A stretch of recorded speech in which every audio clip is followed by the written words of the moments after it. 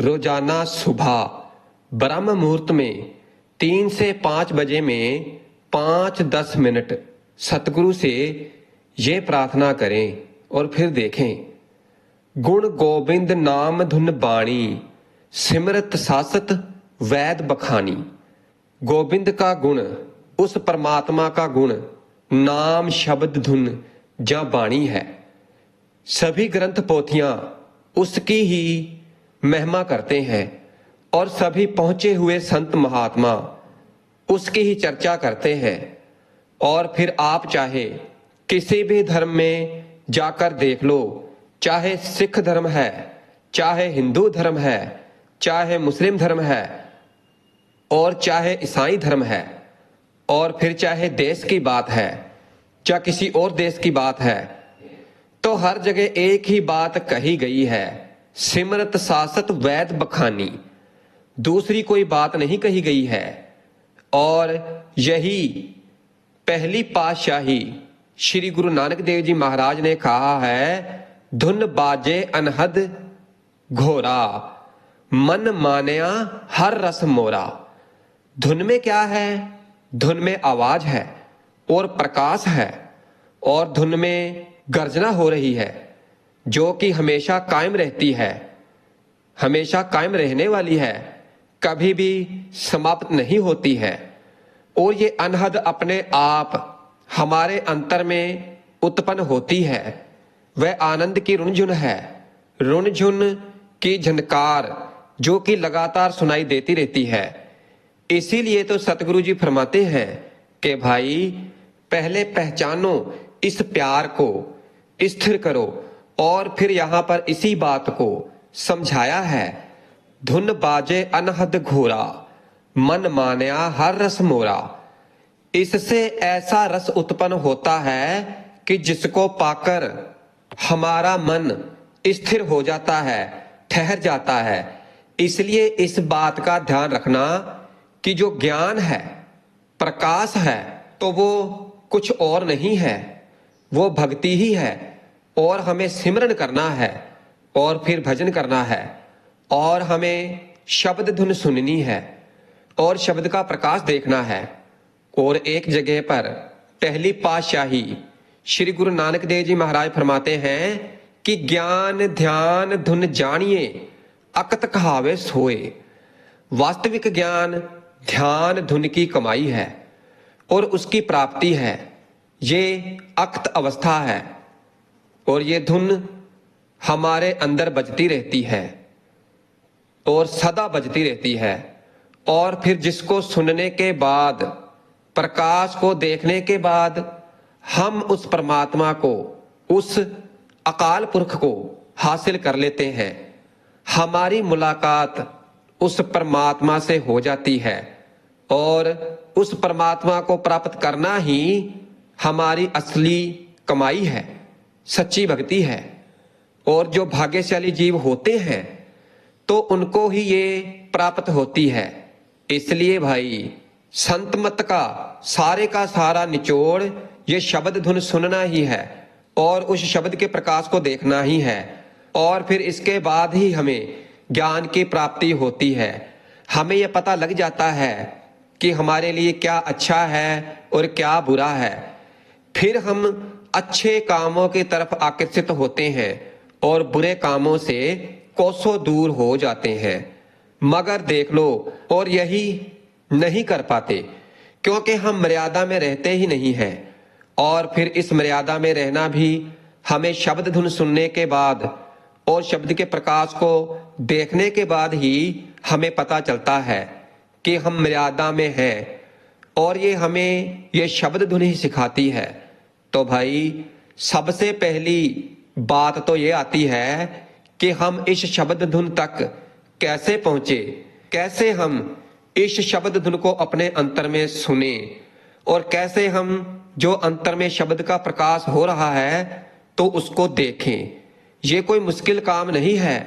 मन में इच्छा होनी चाहिए कि मुझे परमार्थ के मार्ग में तरक्की करनी है। और जो संत महापुरुषों ने हमें समझाया है और जो हमेशा फरमाते हैं कि भाई कमाई करके उस शब्द धुन को सुनने की कोशिश करो, उस शब्द के प्रकाश को देखने की कोशिश करो। तो ये बहुत ही सरल है। सुबह उठो, ब्रह्म मुहूर्त में उठो, और जो सतगुरु ने हमें नाम की दात बख्शी है, जो हमें नाम से निवाजा है, तो उस नाम को जपो, उस नाम का सिमरन भजन करते रहो, श्वासों श्वास उस नाम को जपते रहो। कोई काम कर रहे हो तो अंतर में उस नाम का सिमरन भजन चलता रहना चाहिए। इस तरह से अपने अंतर में इस नाम को, इस शब्द को धारण करो कि फिर ये हमारे से बिसरे ना, अलग ना हो, और सभी तरह के विषय विकारों को छोड़ दो, उनसे हमेशा दूर रहो। झूठ मत बोलो, हमेशा सत्य बोलो, हमेशा सत्य का साथ दो, क्योंकि हम सत्संगी हैं। जो सत्संगी हैं, जो नामधारी हैं, उन्हें तो झूठ बोलना ही नहीं चाहिए, क्योंकि झूठ बोलने से बहुत पाप लगता है और हमारे जो पुण्य हैं तो वो खत्म होते हैं और कर्मों का बोझ हमारे ऊपर चढ़ता है।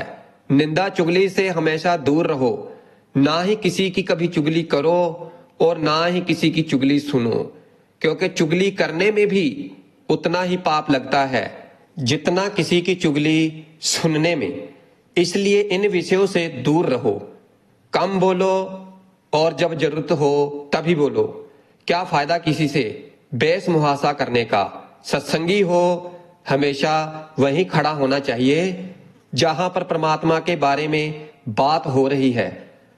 अगर लगे कि यहां पर परमात्मा के बारे में बातें नहीं हो रही तो सत्संगी को वहां से किनारा कर लेना चाहिए, यानी आगे निकल जाना चाहिए।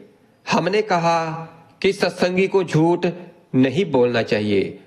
अगर झूठ बोलना भी पड़े तो वहां पर बोले जहां पर किसी का फायदा हो, कोई बच जाए, किसी की जिंदगी बच जाए।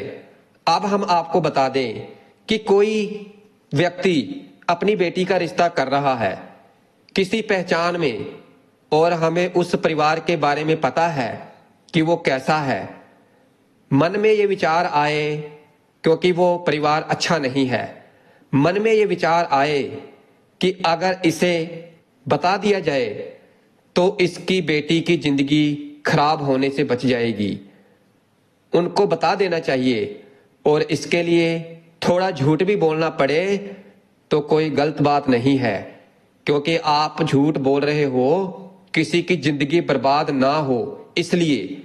क्योंकि अगर रिश्ता हो जाएगा तो इस बेचारे की बेटी की जिंदगी खराब हो जाएगी, क्योंकि वो परिवार अच्छा नहीं है, सारी जिंदगी दुखी रहेगी। क्योंकि समझना चाहिए जैसी उसकी बेटी वैसी हमारी बेटी।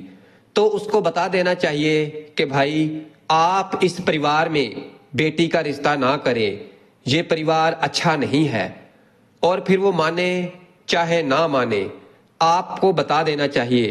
थोड़ा झूठ भी बोलना पड़े तो आप बोल सकते हैं, क्योंकि आप किसी की जिंदगी बर्बाद होने से बचा रहे हैं।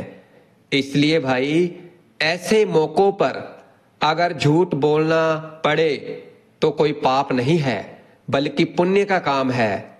किसी के साथ अन्याय हो रहा हो तो वहां पर झूठ बोलना पड़े तो बोल देना चाहिए, मगर कहीं पर किसी का नुकसान हो तो वहां पर कभी झूठ नहीं बोलना चाहिए। हमेशा सत्य का साथ देना चाहिए, और चुगली निंदा तो करनी ही नहीं चाहिए, क्योंकि चुगली करने से जिसके हम चुगली करते हैं तो उसके पाप खत्म होते हैं और हमारे पुण्य खत्म होते हैं। हाँ, अगर आपकी कोई चुगली करे उसे करने दें, बहुत अच्छी बात है, क्योंकि आपकी मैल साफ हो रही है। इसलिए जो सत्संगी हैं, जो नामधारी हैं, तो उन्हें किसी चीज से ज्यादा स्नेह नहीं करना चाहिए, क्योंकि उसे इतनी तो समझ होनी ही चाहिए कि ये सभी वस्तुएं, ये जो हम अपनी इन आंखों से देख रहे हैं, तो ये सभी नाशवान है, ये सभी खत्म हो जाएंगी। इनकी कोई हस्ती नहीं है, हमारी भी कोई हस्ती नहीं है। हस्ती है तो सिर्फ उस नाम की, उस शब्द की जो हमेशा कायम रहेगा और जो सदियों से कायम है, जब से ये दुनिया बनी है। कई युग बीत गए, कई युग आ गए, मगर ये नाम, ये शब्द उसी तरह कायम है। इसलिए तो संत महात्मा हमें इस नाम की भजन बंदगी करने के लिए ज्यादा जोर देते हैं, जो हमेशा कायम है और जो हमेशा कायम रहेगा। मगर हम क्या करते हैं, इस नाम को छोड़कर किसी और ही भक्तियों में लग जाते हैं, लगे रहते हैं और अपना सारा जीवन ही बर्बाद कर लेते हैं। हमें कुछ भी हासिल नहीं होता है, तो भाई हम इस बात की तरफ तो ध्यान ही नहीं करते। हम अपने दिमाग में इस बात को लाते ही नहीं है कि संत महात्मा क्या उपदेश दे रहे हैं। उनके उपदेश सुनते हैं और जब तक सुनते हैं तब तक असर रहता है और फिर वही काम करने में लग जाते हैं। उनकी बातों को अनदेखा कर देते हैं और लग जाते हैं अपनी मनमर्जी की भक्ति करना, पाठ पूजा करने में, और फिर लगे रहते हैं सालों साल और हमेशा खाली ही रहते हैं, कुछ भी हासिल नहीं होता। इसलिए भाई जो सतगुरु समझाते हैं, जो हमें बार बार सत्संग में एक ही बात समझाते हैं कि वो परमात्मा कहीं बाहर नहीं है, वो परमात्मा हमारे अंदर है और हम उसे बाहर खोजने में लगे हुए हैं। खोजते रहते हैं और फिर थक हार कर बैठ जाते हैं। मगर एक बार हम संत महात्माओं की बात को ध्यान से सुन लें, उनके विचार अपने अंतर्मुख में धारण कर लें कि वो क्या फरमा रहे हैं, तो शायद हम अपनी मन मर्जी की भक्ति से बाहर निकल सकते हैं। हम नामधारी हैं, हमें पूर्ण संत सतगुरु से नामदान मिल चुका है। कम से कम हमें तो इस बात की समझ होनी चाहिए कि क्या गलत है और क्या सही है, क्योंकि हमारे में से ही अभी भी कई सत्संगी भाई बहन हैं जो कि अपनी मनमर्जी करते हैं।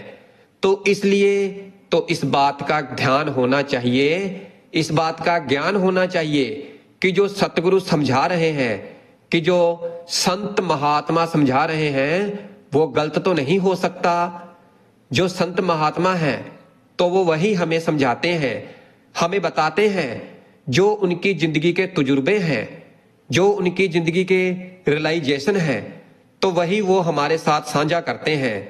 जो उन्होंने अपने अंदर महसूस किया है, कैसे उन्होंने उस परमात्मा को पाने के लिए उस परमात्मा की भक्ति की, बाहर मुखी भक्ति नहीं की, अंतर्मुखी भक्ति की, अपने अंदर उस परमात्मा को प्रकट किया, तो वही संत महात्मा हमें समझाते हैं। उन्होंने तो अपनी जिंदगी के सारे तजुर्बे हमारे आगे खोल कर रख दिए हैं। हम वेद ग्रंथ पढ़ते हैं, उनमें साफ साफ लिखा है कि किस तरह से उन्होंने उस मालिक को, उस परमात्मा को हासिल किया, उस परमात्मा को हासिल करके उसका ही रूप हो गए। तो भाई हमें भी उस परमात्मा को मिलना है, हमें भी उस परमात्मा का रूप होना है। हमें अपने सतगुरु की आज्ञा का पालन करना होगा। सतगुरु जी इस संसार में कोई सैर सपाटा करने नहीं आए हैं, वो हमारे लिए ही आए हैं। हम पापी जीवों को इस महासागर से पार कराने के लिए आए हैं और उनको परमात्मा ने भेजा है। और जो उनके हुक्म में रहते हैं, जो नाम का सिमरन भजन सुबह ब्रह्म मुहूर्त में उठकर 3 से 5 बजे के समय में करते हैं और फिर सारा दिन करते रहते हैं, तो वो तो पार हो जाते हैं। और जो नहीं करते हैं तो फिर वो यहीं भटकते रहते हैं, इस मायावी संसार में, इस आवागमन के चक्कर में फंसे रहते हैं। बार बार जन्म लेते हैं, बार बार मरते हैं, बस इन्हीं दुखों को सहते रहते हैं। तो भाई हमें ऐसा नहीं करना है, हमें इस महासागर को पार करना है। अपने सतगुरु का पल्ला पकड़कर हमें अपने सतगुरु के हुक्म को सर आंखों पर रखना है, उनके हर एक वचन को मानना है, उनके हुक्म की पालना करनी है। इसलिए हमें रोजाना हर दिन बिन नागा सुबह ब्रह्म मुहूर्त में 3 से 5 बजे में उठ जाना है। अपना ये नियम बना लेना है कि हमें सुबह ब्रह्म मुहूर्त में 3 से 5 बजे के बीच में उठना ही है। और फिर उठने के बाद अपने सतगुरु का जो हुक्म है तो उसे पूरा करना है। नाम का सिमरन भजन करना है। हमें अपने सतगुरु से चाहे 5-10 मिनट ही क्यों ना करें, हमें अपने सतगुरु से ये प्रार्थना जरूर करनी है कि हे सतगुरु जी, आपका बहुत बहुत धन्यवाद। सतगुरु जी, हम आपकी कृपा से इस सुबह के ब्रह्म मुहूर्त के समय का लाभ ले रहे हैं। इसके लिए आपका कोटि कोटि धन्यवाद। और इसका भी आपको कोटि कोटि धन्यवाद कि आपने हमें कृपा करके हम पर मेहरबान होकर नामदान की बख्शिश कर दी है। और अपने आप को शरीर न समझकर सतगुरु के आगे प्रार्थना करें कि हे सतगुरु महाराज, मैं कोई शरीर नहीं हूं, मैं तो एक पवित्र आत्मा हूं, अति पवित्र आत्मा हूं। क्योंकि शरीर क्या है, यह तो एक राख की ढेरी है, और मैं तो एक पवित्र आत्मा हूं, और मैं आपका ही हिस्सा हूं, आपकी ही अंश हूं। तो हे सतगुरु महाराज, हम पर कृपा करें, हमें पता चल जाए कि हम कोई शरीर नहीं है, हम आपकी अंश हैं और आपसे बिछड़ी हुई हैं। तो हे दाता, हमें ज्ञान बख्शो कि हम आपकी भक्ति करके फिर से आपका हिस्सा बन जाए, आप में ही समा जाए और हमारा उद्धार हो जाए।